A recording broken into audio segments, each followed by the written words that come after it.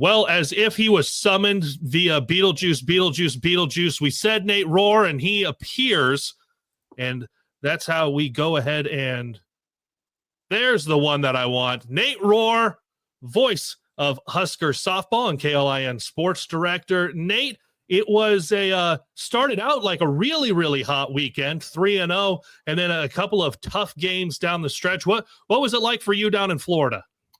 Well, if you would have told me a week ago Nebraska was going to go 3-2 in its first weekend of the year, being a Northern team that hadn't been out on the dirt yet, playing 3 ranked opponents, possibly facing 2 first-team All-American pitchers, I would have been pretty happy with that. But the Tennessee win on Thursday, I think, made us all a little greedy. So you're still happy with 3-2. I think that's still a successful weekend, even just beyond you won more than you lost. But you do feel like you left some meat on the bone, especially the Saturday game where Nebraska had a 5-0 lead on Texas Tech in the bottom of the 6th inning, only to squander it mainly due to defensive errors. And then Jordy Ball made one bad pitch to Nigeri Kennedy, and she hit it over the fence. But credit to Tech for taking advantage of their one big opportunity and then building up one more good one and cashing it in on a Husker error in the 7th.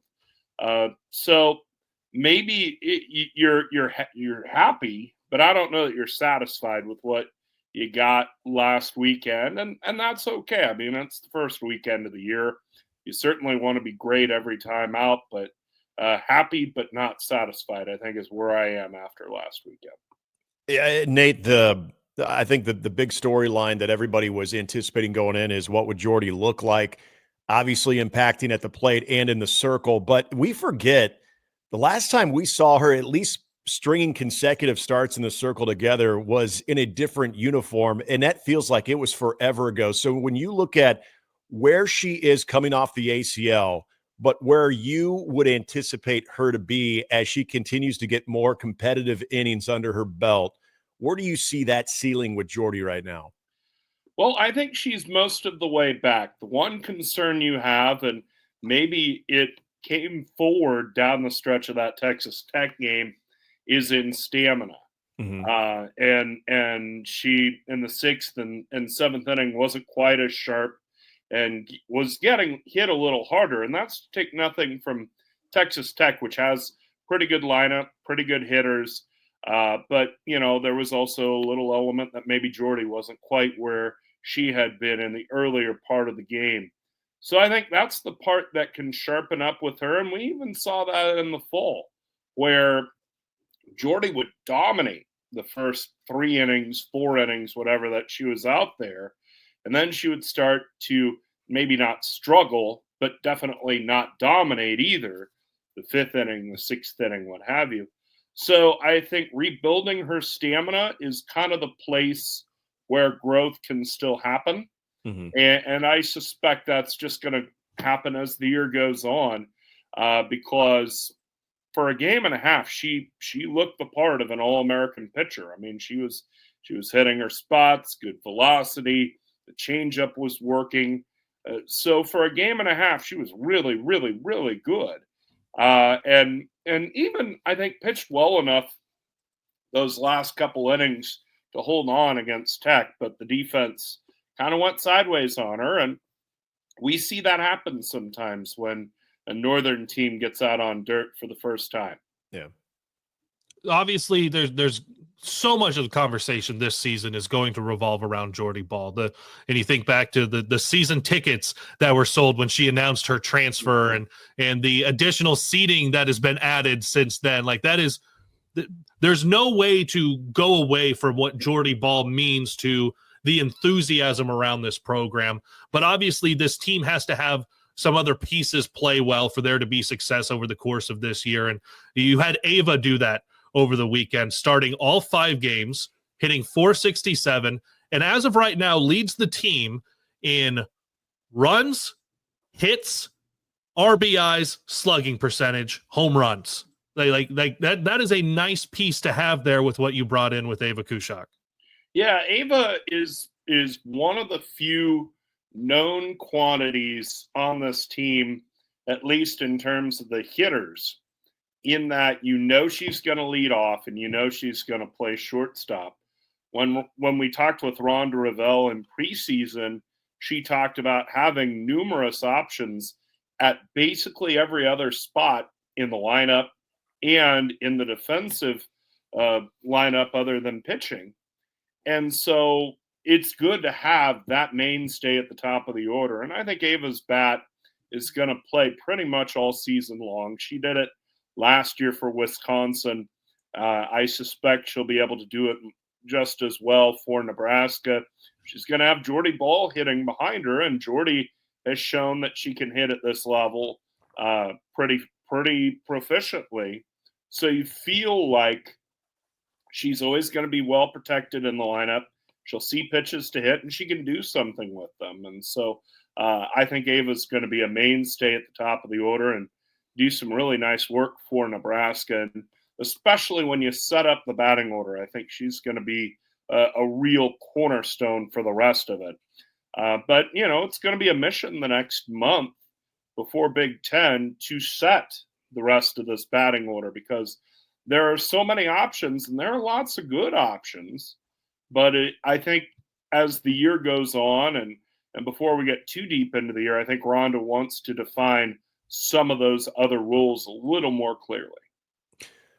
And with that, Nate, how much of that is going to be impacted by what you're seeing on the dirt itself defensively? Because, and I'll ask you this question as well. You mentioned it's one of their first experiences of being outside and actually handling the softball through the elements that they're going to be faced with going forward, but some defensive miscues here and there. How much of what Rhonda is going to put together in that lineup is going to be once they feel like they've solidified that entire defensive unit?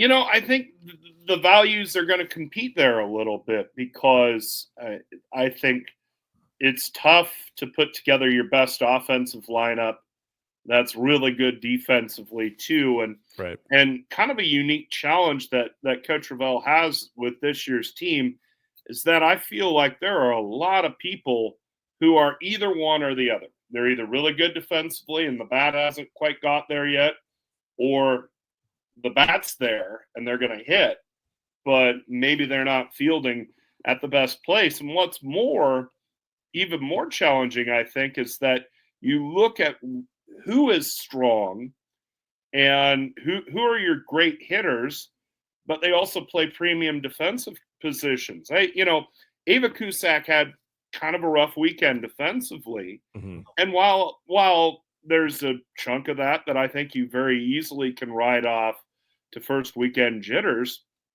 just looking back at her track record, she has been fine defensively, but she's not been notable defensively. And yet shortstop's a position where you want elite defense. Third base is the same thing, where Samantha Bland's a really good hitter. And she, I think, can grow back into third base. I think her growth curve is going to look a little different just because she played outfield last year. Mm-hmm. Bland played third base, played the infield all the way coming up, but she's got to get settled back in there. And then you look at a position like first base with Bella Bacon, and she's decent defensively and she's decent with the bat. But, just like baseball, you expect first base to be an offensive first position. And right now that's not the case. Left field's another. Abby Squires, a decent to good defensive outfielder. And yet, because she missed the whole year last year, I think it's going to take a while for her bat to get back up to speed. And left field somewhere where you want somebody that hits. So there are just lots of things that Rhonda will need to settle with this lineup in the next few weeks.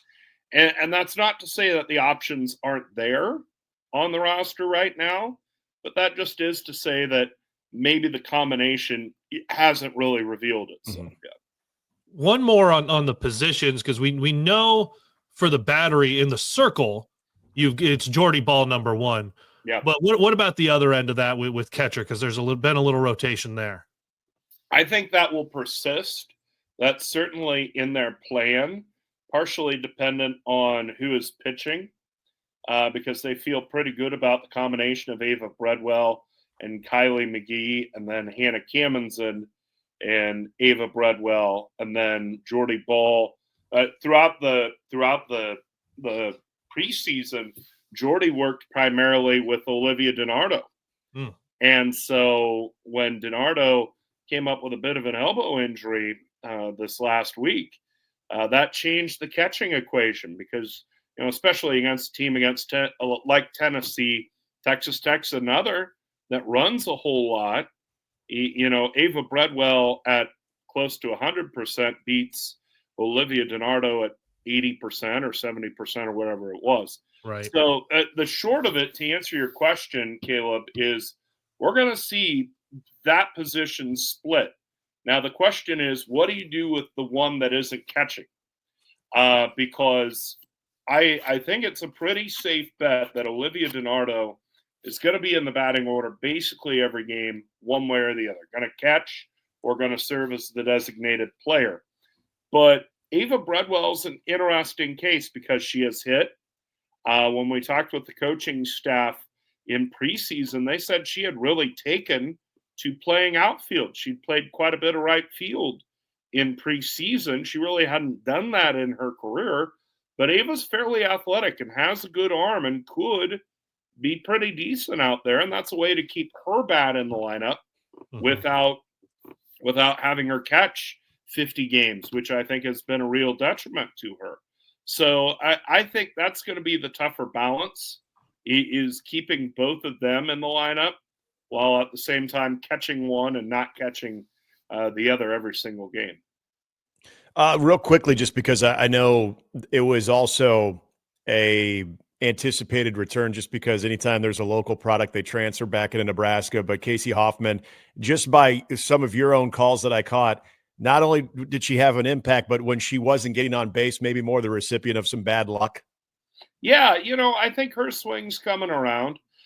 She was able to get some hits and stack up some opportunities, and the Huskers feel really good about her power. She's coming back from an injury last year that knocked her out the whole year. So she's probably still finding her legs and still finding her way. But I think Nebraska expects her to be an impact bat throughout the season in the heart of the order, a power bat, left-hand hitter. She's going to factor into the equation, no question. Last minute here, Nate, the voice of Husker softball. Nebraska still on the road, as they will be for some time, headed to Las Cruces, New Mexico, Texas A&M Corpus Christi, New Mexico State, Montana twice, and Northern Colorado. All of that coming up this weekend. It's not quite the same as Florida, but still a lot of opportunity out in front of this team to stack wins. Yeah, and hey, I think it's fair to say Nebraska's a fairly substantial favorite. I don't think Vegas has taken action on it, but NCAA don't bet on it. But Nebraska, I think, figures as a significant favorite in those 5 games, and it's an opportunity to kind of settle some of these questions, whether it's the infield combination, whether it's the outfield combination, whether it's how you stack up the lineup. It's a chance to experiment a little more in a lower pressure environment and see what you have and see if you can build some continuity and confidence. And they're going to need to build some this week because the Mary Nutter tournament the following week is going to be a real challenge. Nate, that is a good looking office you are coming to us from. Thanks so much for giving us a few minutes on Husker Max today. Hey, thank you for handing off the office. I'll tell you that. It's still decorated beautifully. Hey, have a good one, man. See you, gentlemen. See you, Nate. There you go. That is Nate Rohr, voice of Nebraska softball and KLIN sports director. Nick, I like he said, headed this weekend, and it's a little bit of what we've looked at with Nebraska men's basketball. Maybe not the ranked opportunities to go get signature wins, but it's a chance to stack them and get things right. Yeah, and I think that goes to say for even with baseball starting soon, you start to look at certain areas of the schedule where it's like, okay, what you don't get from an RPI standpoint, you start to find maybe a little bit of a winning combination, a winning formula, and especially in the ball bat sports where you're looking for that right ingredients when it comes to, like Nate said too, trying to match the offense with the defense, but finding the lineup that's going to make the most sense. It's going to be most productive, figuring out that rotation. Those types of weekends can really serve that purpose so well. And the quicker you can feel like you've got, okay, this combination works against righties, this combination works against lefties, this is our best defensive squad, this is more of our power. If we feel like we're going to, having to chase some runs, we're going to need as many as we can. You start to get those ideas early. And if you can do that before you even get out of the month of February, that is a huge thing, especially for the softball team that obviously has a lot of options. It's just finding the right options and where to put them.